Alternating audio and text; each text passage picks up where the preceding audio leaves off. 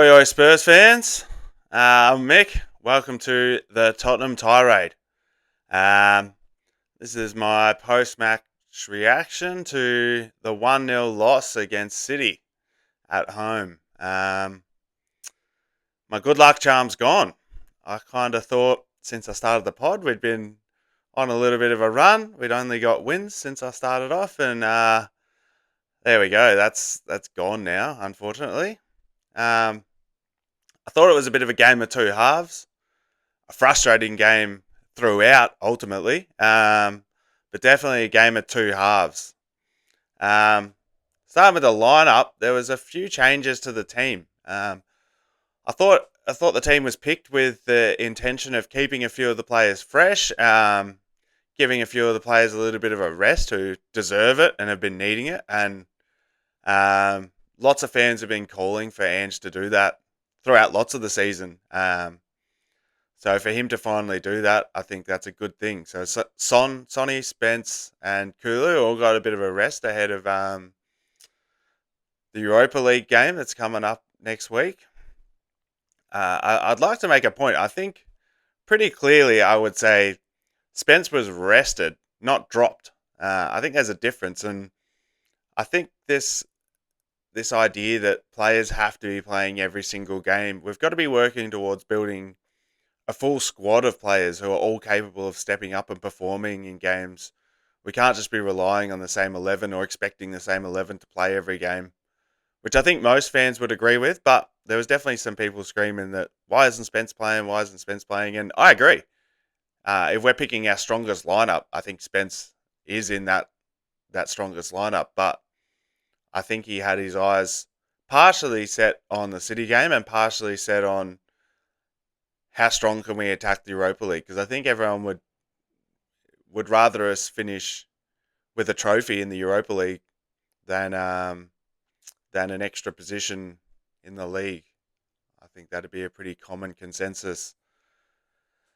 I thought tactically, Man City came out a little different to what probably a lot of people were expecting, and the thought did cross my mind.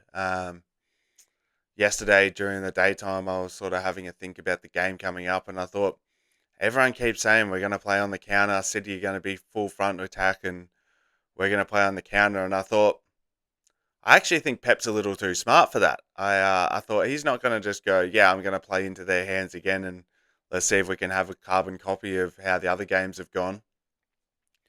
And that worked for them, especially in the first half. They were definitely sitting a bit deeper. They were trying to break out and pick their moments to really get on the front foot. And they absolutely cut us up at times in the first half. I think it was a very tough half for the Spurs team, and a tough half to sit through and watch. And it could have been, it was 1-0 at half time. It could have easily been 2, 3. There was a few clear-cut chances and a few things that didn't quite come off for them. While we didn't really get too many clear-cut chances in the first half. I thought Doku was getting so much space out on the left against Porro, unsurprisingly. And even in the moments where Porro was defensive side of him or goal side of him, he looked a bit scared to put in a challenge. He didn't really want to go at him and tackle him and shut down the threat, which that's what led to the goal in the 12th minute from Haaland, I believe. Doku sort of faced up against Porro, had so many touches of the ball just to dribble it around and see what he wanted to do with it. He sort of whipped it in a little bit from inside the box, but played it towards Haaland. Haaland had no one in front of him, and a pretty simple finish from Haaland in the end. I thought it was a frustrating goal to concede. No, I mean, I think if you ask me, every single goal is a frustrating goal to concede, but in a big game, a game that we really had to be stuck in and defensively sound to get through and get a result, that didn't happen there. And someone's got to take responsibility for marking him. You can't just be leaving Haaland all on his own inside the box. Someone's got to be getting there. And he did come from a deeper position. I think he actually picked up the ball earlier in the play and maybe fed it to one of the midfielders. Can't remember exactly how that play unfolded, but I'm pretty sure he did have a touch of the ball in the lead up.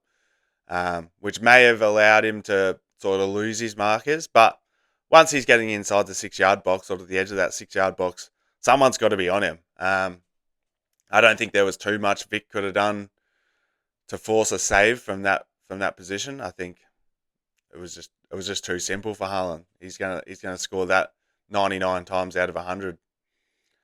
Um, there was a few players that I sort of took note of in the first half.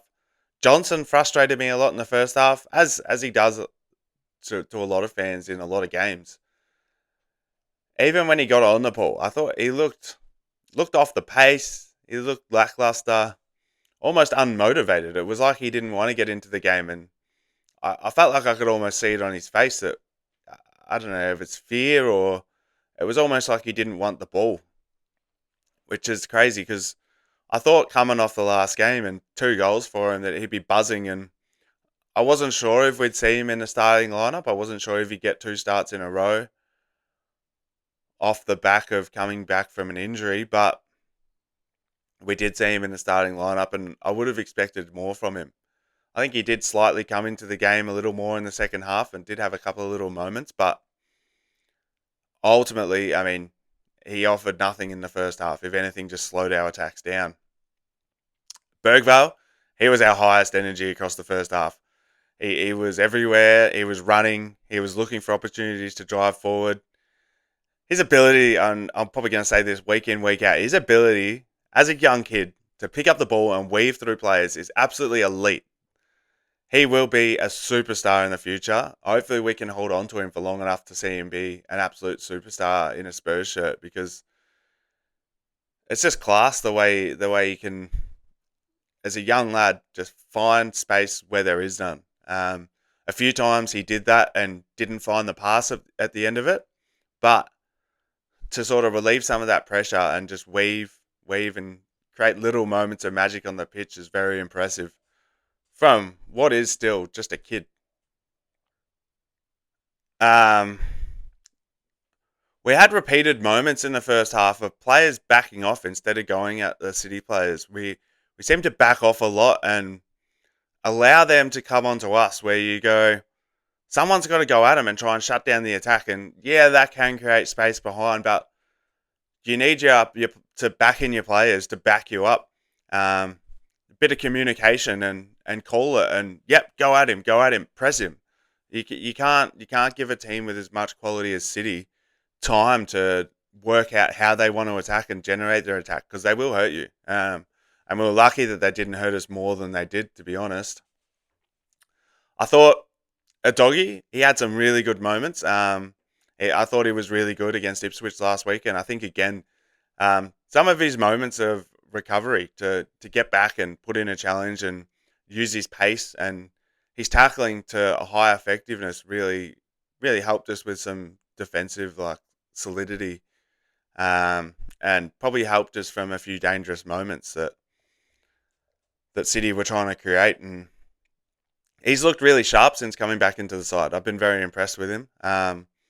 Once again, I wasn't sure if he was going to get the start. There was a few selection decisions to be made, and fair play to him. I thought he put in a good performance while he was on the pitch. Odebert, he had some moments where he showed signs of the player that we hope he can be, and he was across the front three. He seemed the most likely to take a man on and create some space behind him. He showed that he's got some tricky feet at times, and I thought at times maybe him and Udogi didn't quite have. They weren't quite in sync with each other.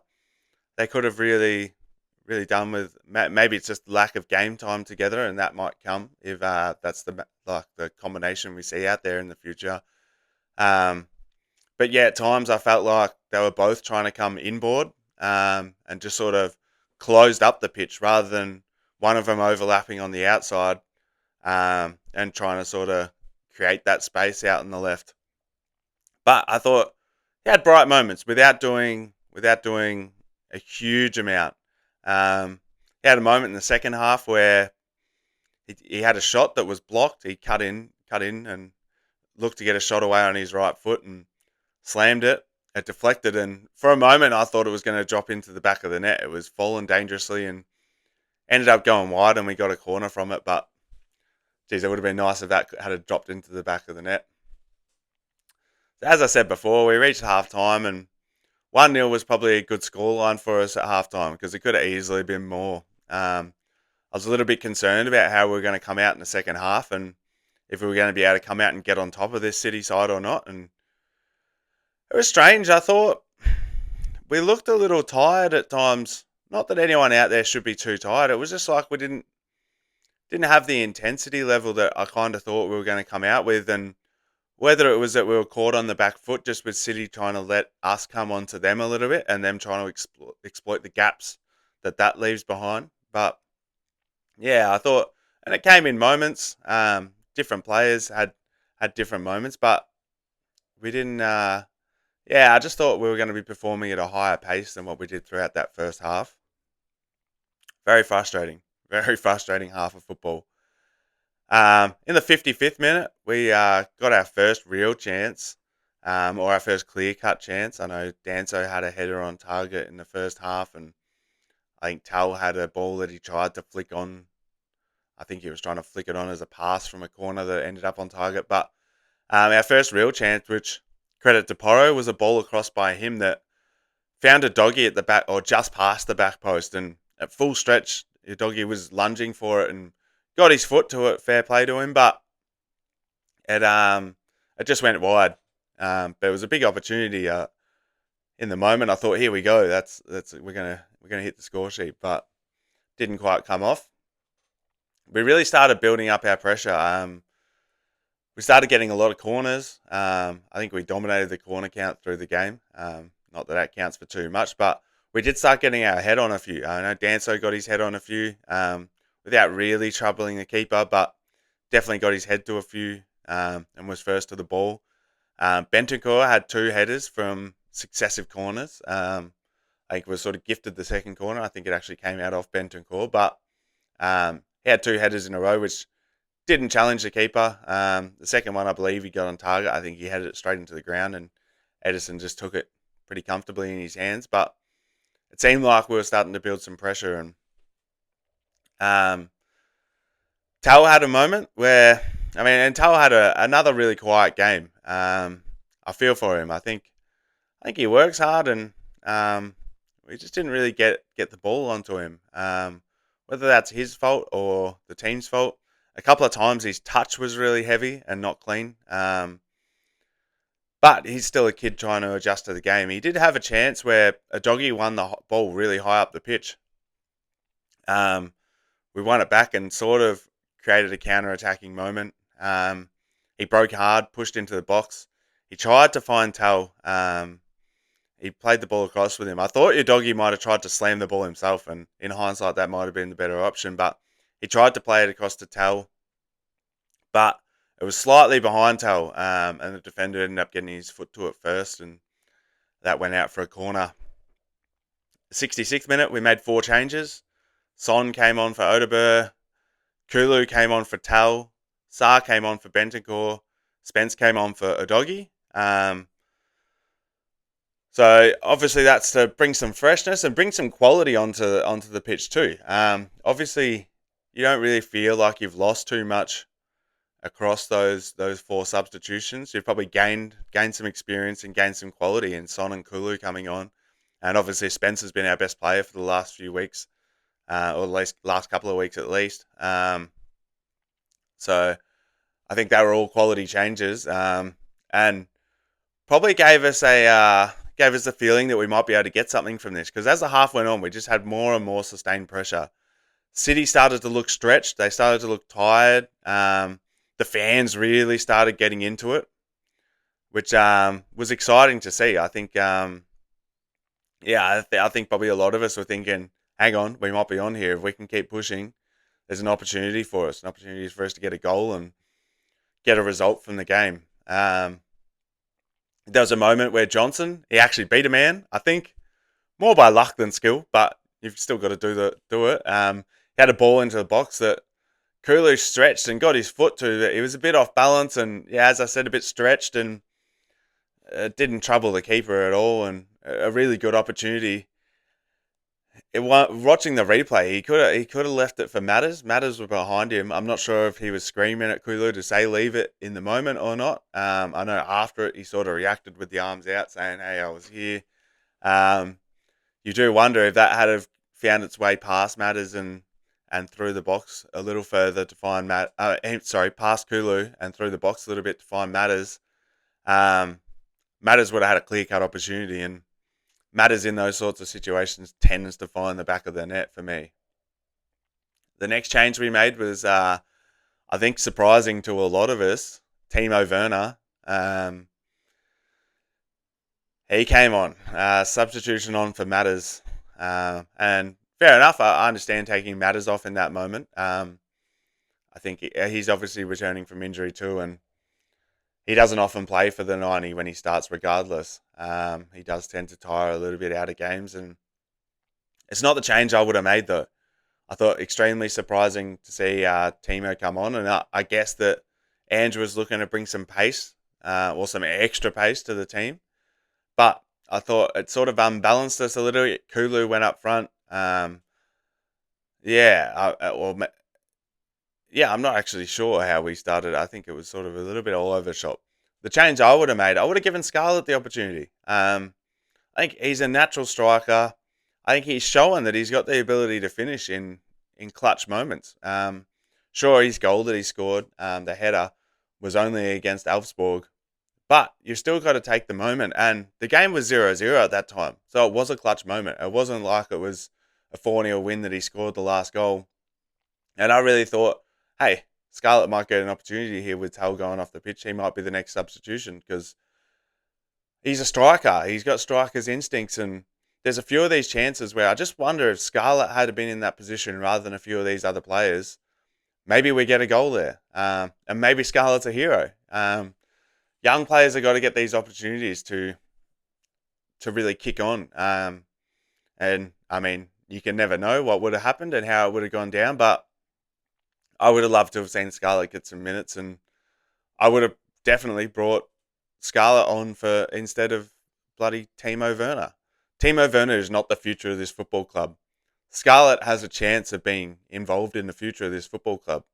So give him the game time, Ange. Like, excuse my French, but fuck Timo Werner. He seems like a nice guy. He doesn't offer enough. Doesn't offer enough for me. Sonny had a chance. Johnson found him. He got a low shot on target, and Edison parried the ball, but parried it right back into a dangerous spot, right in front of goal, right in the edge of the 6-yard box. And Sonny just couldn't react quick enough or couldn't get his feet quick enough to get himself to the ball. And it would have been nice if he had been able to get that rebound, or even nice if he had been able to put it past him in the first shot, but didn't quite happen. Later in the game, there was a lot of fouls to City, and City started really trying to take the pace out of the game and take away that momentum that we've been developing and building over the half, which City are really good at. They're a professional team. They've got a lot of really experienced players. They're really well managed. But yeah, I mean, it just felt like the game was building to a crescendo of us constantly putting pressure on, and City managed to break that up, and a couple of clumsy fouls from us. When you're trying to put pressure on, you want to win the ball back and win the ball back as quick as you can. You also don't want to be giving away these cheap fouls, because that gives the opposition the opportunity to really slow it down. At one stage, Foden got fouled. I forget who went into the back of him, but he got bumped, and it looked like a shoulder to the middle of the back, but he went down, holding his head, rolling around, and that just eats up another 30 seconds, another 40 seconds, and all those things add up when it comes down to the game. The 93rd minute, Haaland put the ball in the back of the net. I thought, there we go, that's game over. And then there was another bunch of VAR confusion. Big surprise there. I think no one had any idea what was going on. Everyone knew that there was some thoughts about handball, but there was no clarity in how that decision was made or what was going on. It turned out that, what we believe it turned out was that the on-field decision originally was actually handball. The whistle went for handball. Haaland put the ball in the back of the net. VAR was checking to confirm the handball, not confirm the goal.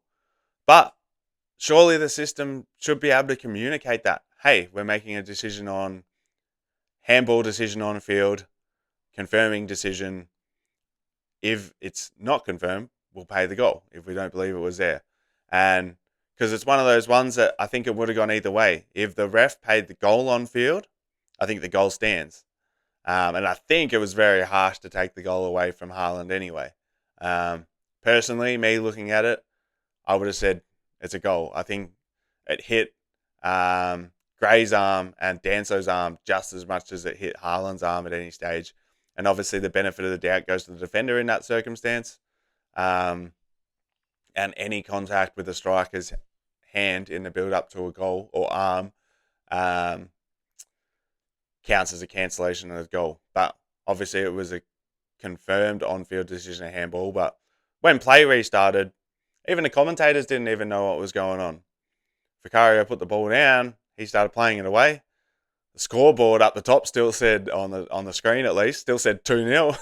Yeah, I don't know. A bunch of confusion. And I think there's been less VAR controversies lately, but it was just hard to work out as a fan. And ultimately, it's a spectator sport. We should know what's going on at all times, I think. Then, in the last 30 seconds of the game, clear-cut opportunity for Sarr. Bloody hell. I mean, middle of the box, open header, every chance to get us a point. And all he had to do was keep it down and get it on target and skied it over the bar. And that was game. I mean, that was the moment. That was the chance. That was what we'd been building for. Frustrating. I would have loved to have seen Sarr put it in the back of the net, as I'm sure all of you would have. But it wasn't to be. I thought Danso was huge throughout the game, apart from that moment where I think he was probably the man that should have been marking Haaland for the goal. He was great on the ball, a few overhit passes and stuff, but he tries stuff, he gets forward, he pushes hard, and then his recovery is first class. He works so hard, gets himself back, isn't scared to put in a tackle, and most of his tackles have been absolutely quality. I've heard that all the talk before he signed for us was that he's rash and he's going to be a red card merchant and all these things. And I haven't seen that from him so far. Yeah, he's not scared to put in a tackle. Yeah, he's not scared to be physical. But most of what he does is pretty clean. So props to him. I think another great game, and he just keeps putting his best foot forward. Another one was Gray. Both of our centre-backs, I thought, under the circumstances, performed really well. Sometimes I get a little bit worried with Gray that he's a little bit lightweight at centre-half, but his moments on the ball, once again, absolute class. Some of his passes and his ability to draw a striker towards him when he's playing at centre-back, wait for the right moment to make a move, dribble around that striker pretty comfortably without looking stressed at all. So composed for an 18-year-old. And then pick the right pass at the end of it. Once again, him and Bergvall, they're both going to be absolute superstars, and it looks promising to see. I would love to see him and Bergvall in the midfield together, because I think they have some characteristics that could really complement each other in that midfield area. That's exciting things for the future. And in a frustrating game, you got to take those exciting moments for the future. We could have easily taken a point. We also could have been a few down at halftime. I think it's a little frustrating that it took us so long to get into the game. I think obviously City adjusted their tactics and we'd come out with some tactics in mind. And I think at halftime we obviously adjusted our style of play, and Ange gave him a talk and said, adjusted the tactics and adjusted the way we went about it. And only slight tweaks potentially, but yeah, I think there were some adjustments. And it just felt like the first half was a bit of a waste. We still had plenty of time on the ball, but couldn't really develop anything too convincing from it. Saying that though, it is Manchester City. Was always going to be a tough game coming into it, despite the fact that everyone's talking about that we're their bogey side and whatnot. It was always going to be a tough game. And at the end of it, could have easily taken a point, but we didn't. It's a loss on the record. We've got to look forward to the Europa League game, and it puts a little bit of pressure back on Ange because all of a sudden that 3 wins on the bounce is gone. We've got some huge games coming up, so we'd want to get out and do well against AZ because, I mean, if we lose that game, all of a sudden things could be looking very shaky. Once again, there's only a little relieving bit of pressure that we had from those couple of wins. It doesn't do that much. United got the win, so they're back on level points with us. Yeah, it's a tough league this year, and we've just made it even tougher for ourselves to climb up that table. So, yeah. I'll see you all before the AZ game. I'll be back on, and thanks to everyone for watching. I appreciate any of the support. Feel free to chime in with any comments, any thoughts that you think about what I've got to say.